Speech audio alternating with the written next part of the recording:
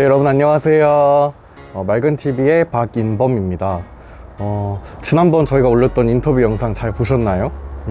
질문지를 제가 뽑아봤는데 프로필 보면서 느꼈던 게 진짜 더 많은 질문들을 드릴 수 있을 것 같다 이 생각이 들었을 정도로 되게 재미있고 또 유익한 인터뷰 시간이었던 것 같아요. 어느새 시간이 또 지나가지고 다음 영상으로 여러분들께 인사를 드리게 됐는데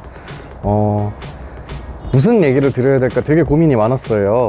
또 지금 녹화일 기준으로 제가 그 코로나 백신 2차 맞은 지 정확히 딱 2주가 지났거든요. 그래서 그 후기를 좀 드려야 되나 하다가 이게 전해드릴 후기가 딱히 없더라고요. 그래서 1차 때 너무 많이 이제 상세하게 얘기를 드렸다 보니까 2차를 따로 막 전달을 해드리는 것보다는 조금 여러분들이 흥미있어 하실 만한 다른 주제를 찾아드리는 게 맞겠다 싶어가지고 네, 좀 11월 달에 맞게끔 좋은 주제가 뭐가 있을지를 생각을 하다가 여러분들께 한 가지 또 기념일에 관해서 간단하게 소개를 해드리려고 이 영상을 찍게 됐습니다.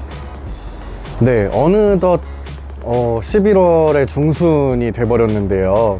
저희가 소개해드릴 기념일은 바로 한글점자 기념일입니다. 이게 왜 한글점자 기념일을 지금 소개를 드리느냐 하면 바로 한글점자 기념일이 11월 4일이기 때문인데요. 한글점자는 1926년에 송암 박두성 선생님의 창제로 처음 만들어지게 됐어요.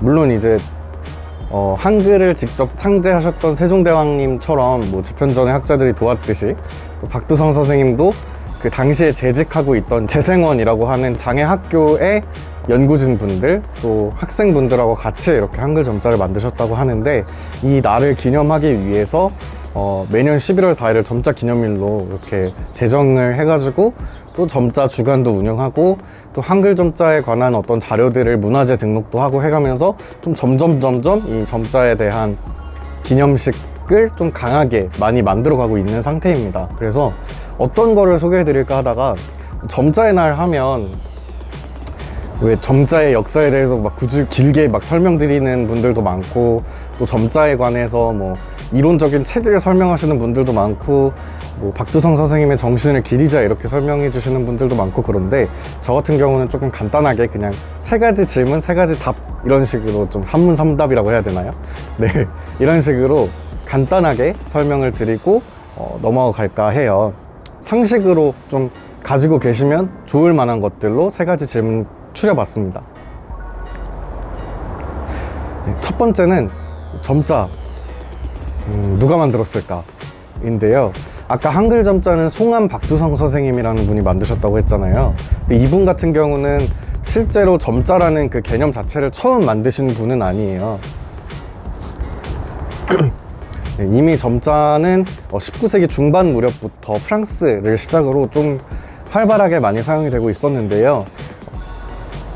그래서 처음에 한글 점자를 들여올 때도 외국에서 이렇게 성경 같은 거를 영어 점자로 번역한 상태로 들어와서 그거를 4점 점자화 해가지고 들어왔다고 하더라고요. 그래서 그 당시에 이 4점으로 만들어진 점자를 평양 점자라고 했다더라 이런 이제 얘기들이 있는데 처음 점자를 만드신 분은 프랑스 출신의 루이 브라이유라는 시각장애인 분입니다.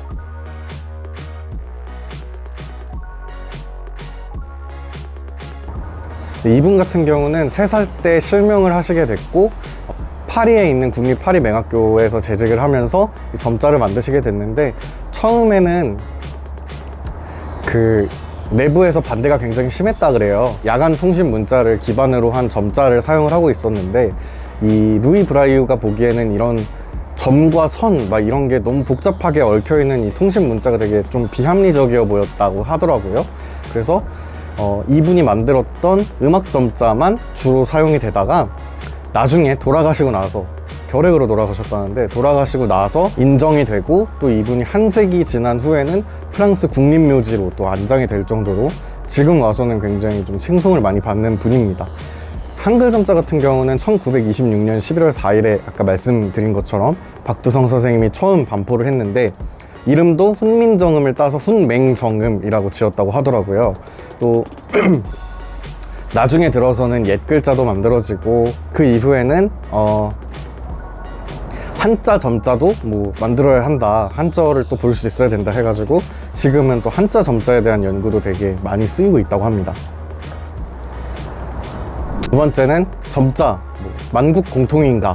실제로 대부분의 나라에서는 알파벳을 기초로 한 점자를 사용을 하고 있습니다. 왜냐면 대체적으로 유럽도 그렇고 미국도 그렇고 이제 글자를 차지하는 대부분의 글자가 알파벳이다 보니까 많이 사용을 하고 있는데, 한국하고 일본하고 룩셈부르크 같은 경우는 좀 다양하게 사용을 하고 있다고 해요. 그래서 한국 같은 경우는 글자 체계가 완전히 다르기 때문에, 그래서 이 박두성 선생님이 한국에 맞는 그 점자 체계를 아예 만들었고, 물론 알파벳을 사용한다고 해서 모든 그 점자가 다 알파벳으로만 이어진 것은 아닙니다. 다른 나라의 언어들까지도 그 나라의 성조라던가 그 나라에서만 사용하는 특이한 발음이라던가 이런 것들을 점자로 따로 구별을 해가지고 만들어서 사용을 하고 있습니다. 그래서 점자는 만국 공통은 아닙니다.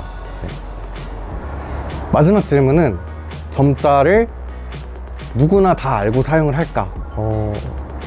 애석하게도 사실 대부분의 시각장애인들에게는 잔존 시력이 존재하고 있고, 또 그 잔존 시력이 있는 만큼 점자를 굳이 배워서 사용하시는 분들보다는 이제 보이는 글씨 그대로 사용을 하시거나, 아니면 그 음성 스크린 리더들 있잖아요. 제가 예전에 보여드렸던 그 아이폰에 있는 보이스 오버라든지, 또 점자 정보 단말기에 있는 그런 보이스 엔진이라든지 이런 스크린 리더들을 많이 사용을 하시더라고요. 그래서 실제로 한국에서도 통계가 많이 나오진 않았지만 대체적으로 한 5%에서 6% 정도의 시각장애인들만 점자를 사용한다고 합니다. 그래서 참 개인적으로는 아쉬운 게, 문화재적으로 어쨌든 누군가가 창제한 문자이기도 하고 또 한글을 모티프로 만들어서 굉장히 한국적이기도 한 이 점자가 많이 지금으로서는 사용되지 않고 있고, 앞으로 또 어떤 국면을 맞이하게 될지 알 수 없다는 게 좀 안타깝더라고요. 왜냐면 이 점자라는 문자 자체가 눈으로 봐서 쉽게 익혀지는 게 아니고, 실제로 점자가 진입 장벽이 굉장히 높은 편이에요. 그래서 안타깝게도 점자의 보급률은 가면 갈수록 좀 떨어지지 않을까라고 예상하시는 분들이 굉장히 많다고 합니다. 이 외에도 점자에 대해서 굉장히 좀 흥미로운 것들이 되게 많이 있어요. 그런데 지금 이 짧은 영상으로 담기에는 되게 좀 양도 많고, 이 정도로만 소개를 드리는 게 좋을 것 같고요. 좀 재미있는 게, 그 박두성 선생님 같은 경우에는 한글 점자를 만드신 분이잖아요. 평생을 이 한글 점자를 보급하는 데 노력을 하셨다고 하더라고요. 그래서 이분이 유언을 남길 때도 심지어 점자책을 눕혀놓지 말고 세워놔라 였다고 하더라고요. 그래서 점자책은 부피도 크고 좀 무게가 있다 보니까 눕혀서 막 쌓아놓으면은 그 밑에 있는 점들이 다 흐려지고 막 들어가고 변형되고 그러는 경우가 많아요. 그래가지고 점자책이 훼손되지 않도록 나란히 이렇게 꽂아두어라 라고 유언을 남겼을 정도로 이 점자에 대한 사랑이 좀 크셨다고 합니다. 그래서 앞으로도 점자를 계속해서 익혀갈, 또 점자를 계속해서 사용해 갈 사람들이 어떤 점자를 가지고 어떤 삶의 질이 높아질 수 있는 방향들에 관해서 우리들이 좀 더 이 박두성 선생님의 어떤 마음을 이어받아서 고민해 나가고 또 궁리해 나갔으면 좋겠다라는 생각이 많이 들었습니다.